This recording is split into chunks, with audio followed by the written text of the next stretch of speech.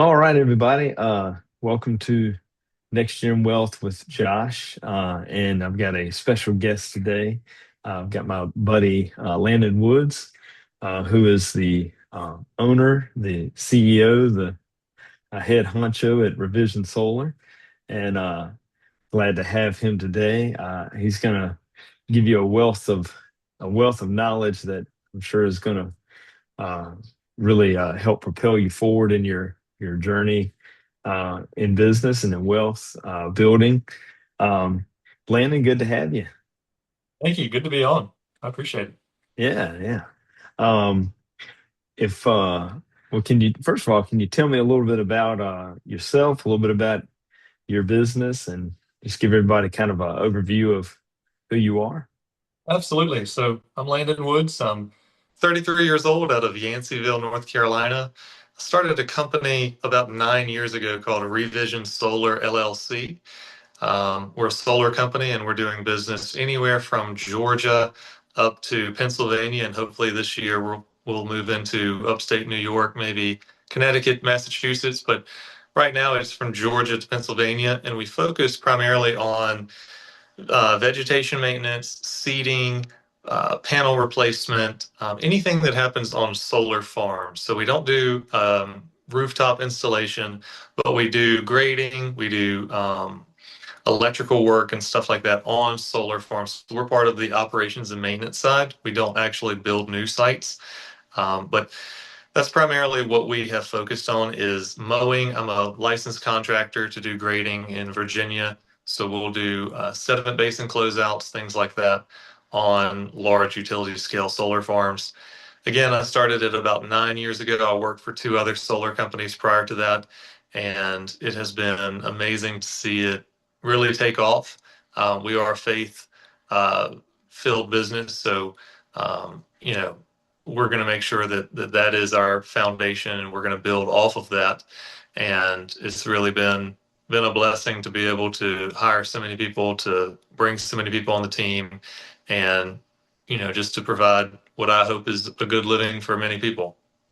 That's great. How many employees do you guys have now? I think during our peak season this year, we had around 18. Okay, all right. That's great. And I've been with Landon and watching Landon from the beginning, I guess, and seen it go from just what you and a truck and trailer and lawnmower to to just being a awesome business, and I'm I can say I'm very proud of you and everything you've accomplished. I appreciate Um, yeah, yeah. Um, the first question I was going to ask is, how does somebody get into the field you're in, and how do they get maybe to where you are? the field that I'm in. Well, I would say that you need some sort of experience with equipment. You need experience with landscaping and, the ability to travel. So solar farms are all over, but if you only focused on the town you're in, you might only have 3 to 5 prospects. So you have to be willing to travel. You have to be willing to work long days simply because if you're going to travel from where you're located 3 hours away, 4 hours away, 8 hours away, you need the ability to just work long days to be able to get it done while you're there. Um, so that's something that has been pretty taxing on a lot of the people we've tried to hire is they're not willing to travel or have reliable transportation. Of course, we provide transportation to the sites, but just getting people that have reliable transportation to make it into work on Monday mornings and leave on Friday has been the big thing. And then, to get to a business that has 18 employees, this might not be the only way, but it was my way. Um, Work 15 or more hours a day and do that for 3 to 5 years. And then the best business advice I ever got was you need to, because I was working, like I said, about 15 hours a day, 6 days a week. And I met a guy who would come into work at uh, 9 in the morning and leave at 2 in the afternoon. in his, flip flops and his shorts, because he wasn't having to be out in the field anymore. And I just said, look, I'm working from 5 in the morning until 10 at night, and you make 26 times more money than I do. Tell me what I am missing. And he said, that's easy. You've got to hire someone that is smarter than you and let them be you while you're not there. So Mm, basically, that looks like I don't have the money technically yet to afford this person, but kind of as an act of faith, I'm going to hire them so that again they can be me while I'm not there. And the point is, you reach a point to where, if you want to have a business with 5 7 employees, you can technically be the person that everyone has to go through for every decision, and it drives you a little crazy, but you can still do it. But once you mm, get past 12 15 employees, it comes a point where you have to say, okay, I can't be the bottleneck anymore. I can't be the, do I have permission to do this little thing? Do I have permission to do this little thing? Can we buy this $100 item? It just can't work that way. So having that second person there during the early stages that you can trust is really important. And then after that, you can take a step back. Instead of being in the business, you can work on the business.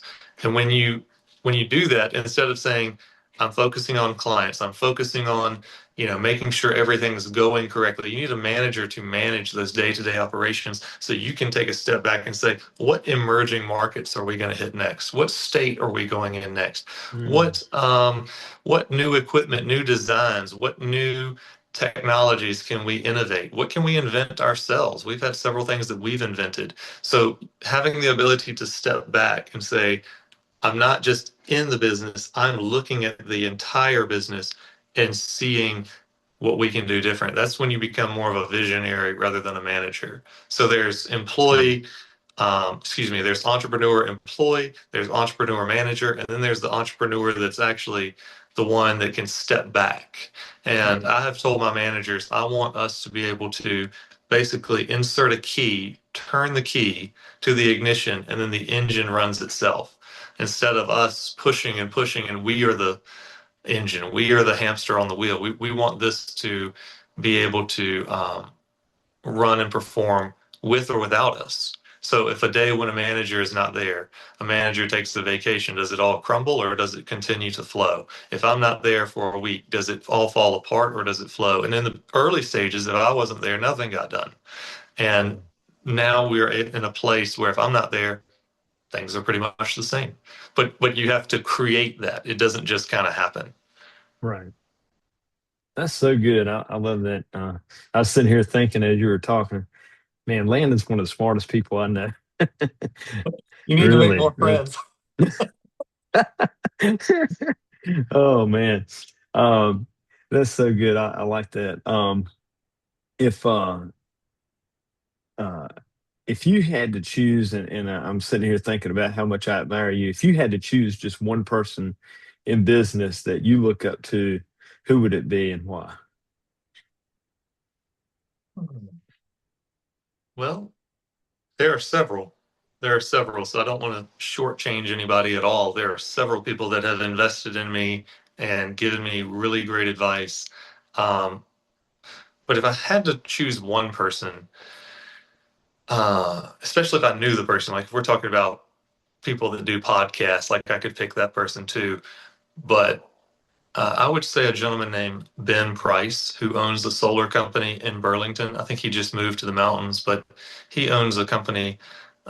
And we're not in competition with one another because he does the rooftop and I do utility scale. Hmm. So there's no overlap, no competition. And he's a great guy. He would help me either way. But he was the one who mentioned, yeah, if you want to get out of the bottleneck situation and get out of the daily grind to where you're actually over it rather than in it, you need to hire someone smarter than you. And I literally did. I hired someone who's smarter than me. So now he's me while I'm not there, so to speak. So I would say Mhm. Ben Price, out of Awesome. Burlington. Okay, awesome. Um, yeah, I always think about, if you want to get somewhere that somebody else is, you need to, you need to find that person that's, ahead of you. You need to, essentially kind of study what they do and how they do things. And you need to find, maybe in your own way. It might not be, just copying exactly what that person is doing, but you need to, in your own way, find a way to kind of emulate where you want to, where you want to be, and what you see in that person that's like that is what that's who I want to be. That's what I want to do, and kind of emulate what they're doing, and like I said, in your own way. So awesome. That's Um, absolutely right. And I remember one last thought would be, I heard a really great pastor say one time, take a look at your top three friends because that's who you're going to be. yeah, Um, so, I have friends that are wonderful pastors. I have friends that are wonderful in business. I don't want to be all one and not the other. I want to, you yeah, know, be leveled out. But, um, you know, I think it's Robert Kiyosaki who said, collaboration is what you do in business. In school, that's called cheating. But then you've got to get out of that mindset to where, hey, I can actually work with other people. Like I don't have to hmm just know everything. I don't have to study it and figure it out myself. I can call a financial advisor and be 20 years ahead out of one phone call. I can talk yeah, to someone who has a business and has been doing it for 30 years and they're 30 years ahead of me and they see the grind, they've experienced it, and they're glad to pour into people like me. It's usually not like a secretive thing. You think of people that are wealthy and they're like not going to tell you the secrets of how to do it, but most of them are more than willing to, um, pour into you and give you advice. So that's just my experience. I'm not saying that's always true. right, yeah, awesome. Yeah, that's so good. Um, if uh, if you, what would be your biggest regret in business if you have any regrets? What would be your biggest regret? Hmm. My biggest regret. That's a good one. I was thinking of all the things that, we've done, but I wasn't expecting that one. So let's see. My biggest regret would probably be a dual-sided coin. And the first part of that was I was absolutely petrified to take on debt. I was absolutely petrified of it. And, we know, we've heard Dave Ramsey, we've heard all the people, our parents probably don't get into too much debt, don't get into too much debt. And I'm not saying it's a good thing. I'm genuinely not, but I'm saying I was like neurotic about it. I was driving a 45-year-old tractor mower, a 25-year-old truck, a borrowed trailer, and that's how I did business for the first 2.5 years. And obviously, we did not grow much because we had horrible equipment that would break down every day. And I was Mhm. just absolutely terrified of debt. So being able to say, learning it, knowledge is power over fear. So if I said, I don't know about debt, I don't know about financing, I was just told it was bad my entire life. So, I'm going to avoid it. But then when I studied it, I said, well, wait a minute, if I buy this, I pay less taxes. Well, if I buy even more, I pay no taxes. And then if my business is continuously growing, then I am prepared for the next year without scrambling at the last minute to buy equipment. And I didn't pay taxes in the previous year. So the ability to take on debt. And then I would say, you know, most people try to look at business as like this family oriented thing. And I'm not saying that's wrong either, but no one will care more about your business than you do. If you hire someone that cares more about your business than you do, then that's kind of a problem. That's Mhm. strange. It's like, why does this person who's a hired hand care more about my business than I do? So in general, you have to just go in with the assumption people are not going to care as much about it as you do.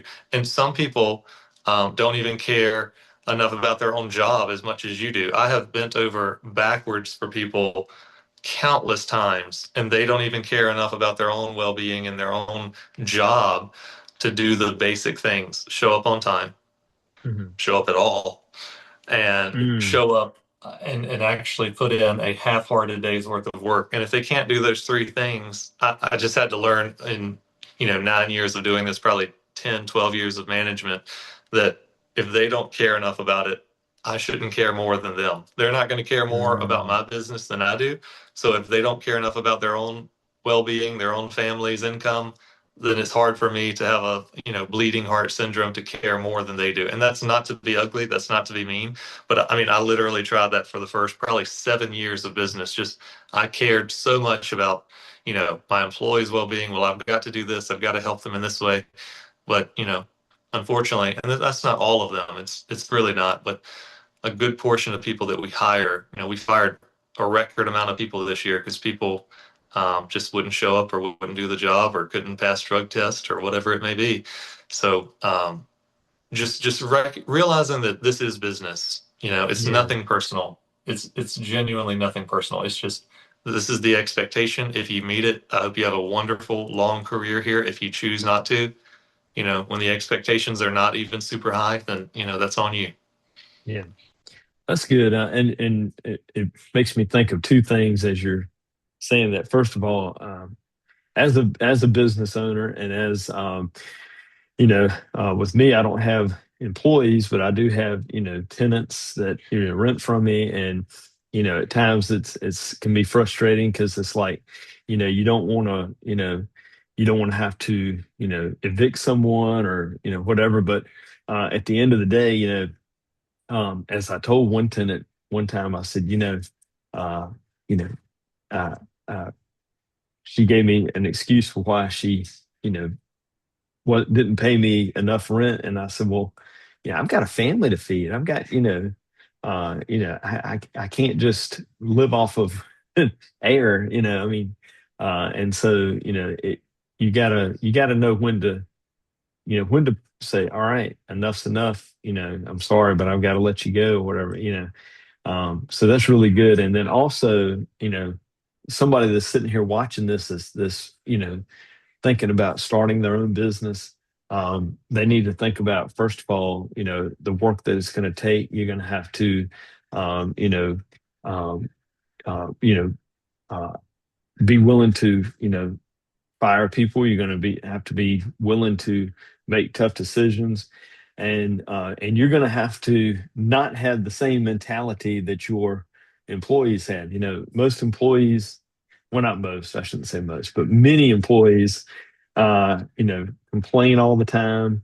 They had it's an ingrained mentality that they had that they constantly replays in their mind of you know, uh, complaining about the boss, complaining about the job, and we should have an attitude of gratitude rather than having this attitude of complaining.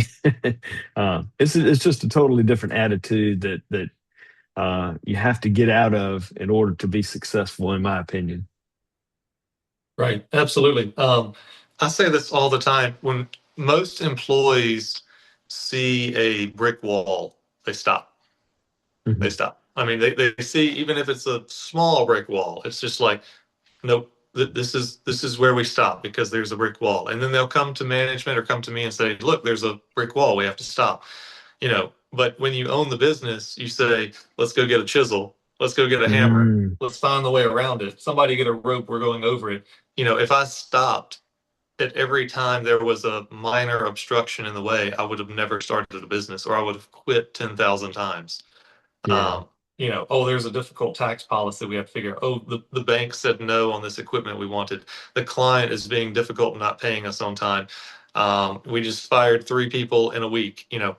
Do we give up? Do we stop? Do we turn around? Do we just, no, that's never an option. So the ability to have the resilience to say, we're going to keep pushing forward no matter what. That is something that if someone's going from an employee mindset to like an entrepreneur mindset, that is something you have to develop.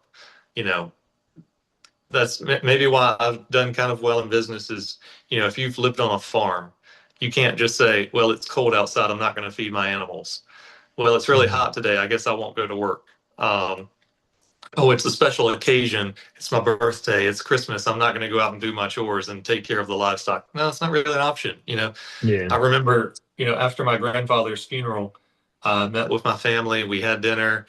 And as soon as it was over, I went outside and I ripped apart the rear end to my truck and replaced the rear main seal, put it back together, and drove the next day to the mountains to take care of solar farms. I mean, it's just like you can't just, I don't want to say turn it off, but you can't just go through it with this lackadaisical attitude. Like, yeah, I'll just do my business when I feel like it.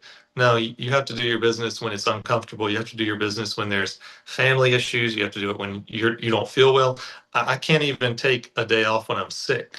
I mean, Mm, now that the business has grown, maybe I could take a step back. But if there's an important deal I need to close, it doesn't matter if I'm sick. That's irrelevant. Um, mm, and I'm not trying to put that on people that work, as an employee, but I'm just saying if someone is looking to go from employee to entrepreneur, that's just kind of part of it. that's good. I like that because a lot of people, you know, we kind of get the rose-colored glasses syndrome, and it's like I'm going to start this business, and it's going to do this, and it's going to be beautiful, and and and that's all true, except for the fact that it's also going to be extremely hard, and there's going to be days you're going to want to quit. And people just don't think about that when they're first starting out. They're thinking this is going to be the best thing ever.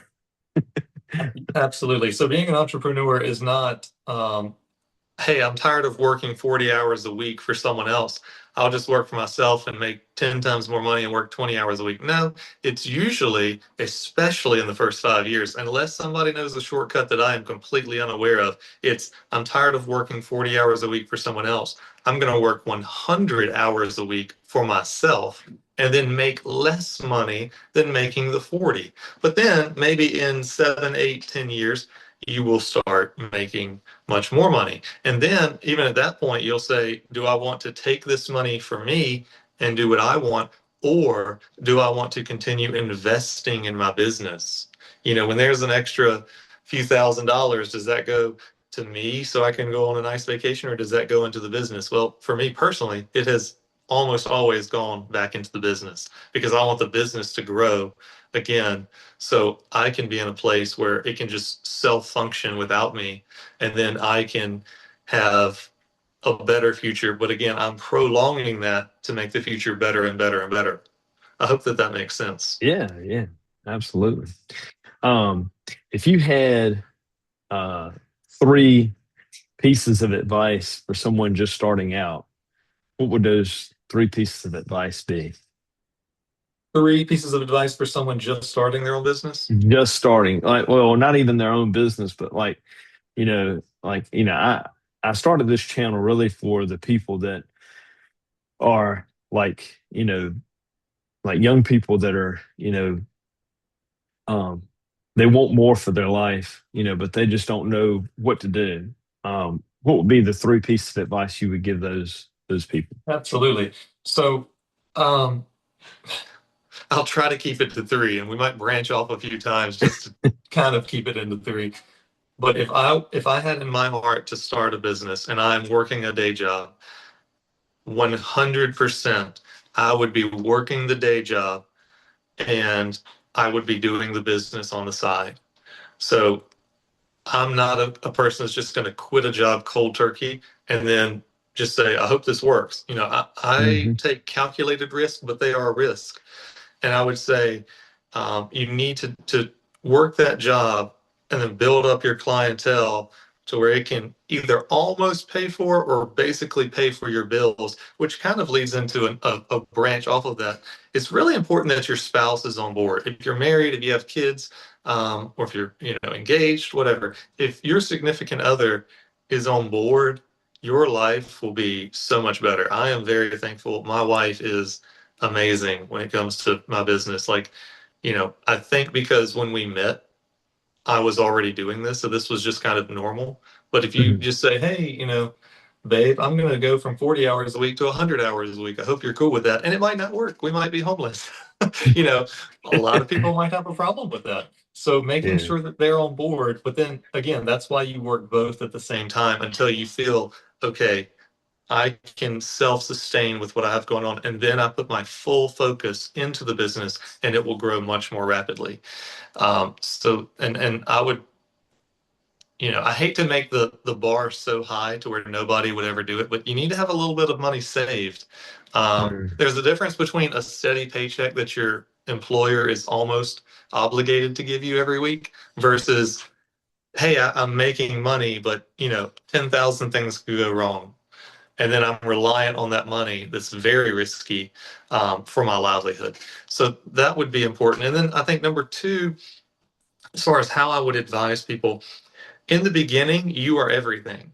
You are the handyman, you are the accountant, you are the bookkeeper, you are the manager, you are the employee, you are the grunt guy, you do literally everything. So be prepared for that. Be prepared for the yeah, fact that um, you literally have to the second you wake up until the second you go to bed, and even when you're laying in bed, you're watching videos on business, on finances, on how to perfect your craft. I mean, that literally is part of it. That's what I yeah. did. Again, there's probably better ways that someone else could find, but that is how I did it. And then the last thing I would say is you have to take risk. If you just want to be an Mhm. employee entrepreneur to where you're just grinding all the time, you can do that. People do that. Some people have heart attacks when they're at 60 from doing that. But if you want to step out of employee entrepreneur to manager and then to just the overseer, you've got to invest in people. So we look at people one of two ways. Either they're a liability or an asset.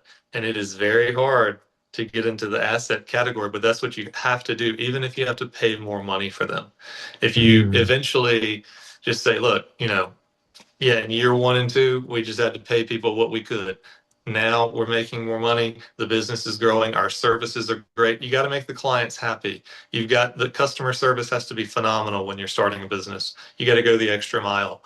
But then step into something to say, okay, we have a little breathing room in the bank account. We're going to have to either hire good people, better people, or invest in the people we have that will be invested in. Some people don't want to be invested in, but we have to have good people in place so that the owner, myself, can step back a little bit, go get new territory, go mhm, into new fields. At first we just mowed grass. That was the only thing we did. Then we said, this is only good for, about 8 months out of the year. We need mhm, to start doing panel washing. We need to start doing bush planting. We need to start doing fence repair. We need to start doing tree removal. We need to start doing grading, seeding, and now electrical. So there's so many different things that we had to learn. We didn't just know how to do any of that. We had to learn right. how to do it. So perfecting your craft, enlarging what skills you offer. So offering um, more services is something that you'll have to keep doing. That is probably the best advice that I could give. And recognize that this is not going to be easy. If it was easy, everybody would be Everybody. more Yeah. like because we live in America, right? We don't live in the caste system. We don't live in a system to where if my dad was a plumber, I have to be a plumber, right? Anyone can do Mhm, anything they want. You don't even have to have a college education. I don't even think you have to have a high school diploma to start a business. You go to the SOS, you start an LLC, anybody can do anything that they want. mhm, Now, there are licensing things, of course, that you have to do, but if you want to start a cleaning business, you start a cleaning business. You want to start a landscaping business, you mhm. start it. You want to start a tree cutting business, you start it. So the competition is basically endless, but there's a small amount of people that have the drive to actually do it. So if you're Yeah. willing to put in those hours and the work, um, it can be done. Yeah. Absolutely. That's good. I like that. I know, one thing you've told me, and I will highlight it, that you put on your website is that, that you guys, I might mess up the way you say it, but you guys are uh, have The the best communicators in solar. best communicators in solar. I like that. And, like we were talking yesterday about how, or day before yesterday, about how it costs zero money to communicate, but so many people, it's so hard for them to do it. I don't know why, Yeah. but yeah. And even if you don't want to start a business, let's just say you want to raise, let's say you want a promotion. It costs zero money to show up on time. It Hmm. costs zero money to be there and actually work at your job. It costs zero money to try to communicate, be presentable, and do the best you can. It costs zero money. It's only going to make you money. We Right. think of these long-term investments. I'm talking about like a decade of time to create a business. It takes no money, no upfront costs, and very little work to do those three things. And that alone will put you in the top 10% of all employees. Wow. If you can Yeah. do those three things, you're in the top 10%. So when layoffs come or it's time for promotion, it's time for raises, end of year reviews, you are at the top of the list. Um, Yeah. and it's really easy. And I'm not even talking about going the extra mile. I'm not talking about showing up early, staying late. I'm not talking about taking on more tasks that are maybe out of your scope to show that you want it, that you have the drive. Those are just the basics. Yeah.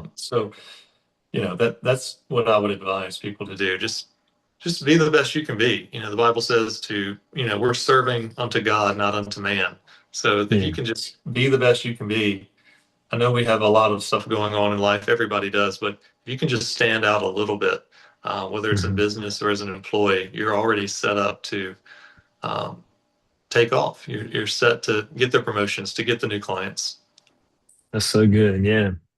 Awesome. We're almost out of time for the video here, but I have one bonus question I want to ask you, and we know that readers are leaders.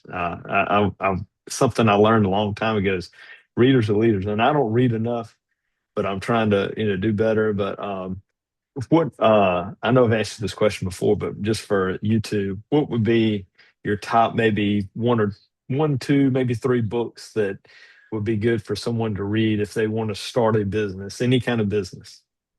Okay, wonderful. So the two are like a must. Like if you want a business that's more than you, right? So anyone can just start an LLC tomorrow. It's easy. You just open it up and there it is. Boom. But if you want to be more than an employee owner to where you actually have people doing tasks and managing things under you, these are absolutely necessary. The E-Myth contractor version. It is super thin. It's a small book. It's on Amazon for $12. I think it was $12.99 last time I looked. It is. I read it in a day and a half, and I'm not by any means a fast reader. The E-Myth contractor version. It will help you manage, and it tells you why so many people fail. So the E-myth or the entrepreneurial myth is just because you're good at a trade does not mean you're good at running a business. People think, well, I'm a great electrician, I'm a great plumber, I'm a great landscaper, I should start my own business. Maybe you should, but that doesn't mean just because you're a great worker that you're good at business. So it teaches you some of the things of how to operate a business. Second would be Rich Dad, Poor Dad by Robert Kiyosaki. Brilliant. I mean, we talk about the secrets of the rich, the things that they don't want us to know, and he just tells you all of them. He's like, this is how you make millions of dollars and don't pay taxes. You know, Hmm. whether you think that's right or wrong, that he lays it all out. He says you leverage and you use taxes and depreciation in a way to where you make money and you don't pay taxes on it. So I would Yeah. definitely recommend that one. Another book on business. You know, those have been the most instrumental to me. There, you have several other ones that I have read that maybe kind of like were touch ups on the two that I just mentioned. If you read those two, like you're pretty set. Um, since nothing's coming to mind, I would say read the book of Proverbs out of the Bible. Yeah. Yeah. There you Read go. Proverbs because, you know, I read this story about this lady who had a business and she bought the Bible as a business expense. And on her taxes, she put it down. I'm reading, because it gives so much wisdom on business. King Solomon was the richest man that ever lived, maybe tied with Mansa Musa, but, he had tremendous wealth. And he goes through the book of Proverbs and Ecclesiastes. Ecclesiastes 11:2 says, divide your portions into seven or even eight because you never know what misfortunes may happen on the earth. So there's investing advice right there. But what does that Yeah. say? It's the same as what Warren Buffett would say: diversify. Don't have all your eggs in one basket. And that's in the Bible. So read the book of Proverbs, and it will give you a tremendous amount of wisdom. And again, that's not even that long of a book. You could probably read that in a day easily. Yeah. Um, but those would be the books that I would read if you're going to start a business. Okay. Awesome. Well, I appreciate it, Landon. Thank you so much for for being on, and thank you for all that that you've instilled in me and talked to me. So I appreciate that, and I hope everyone enjoyed this video. Hope you got a lot out of it, and we'll see you guys on the next one.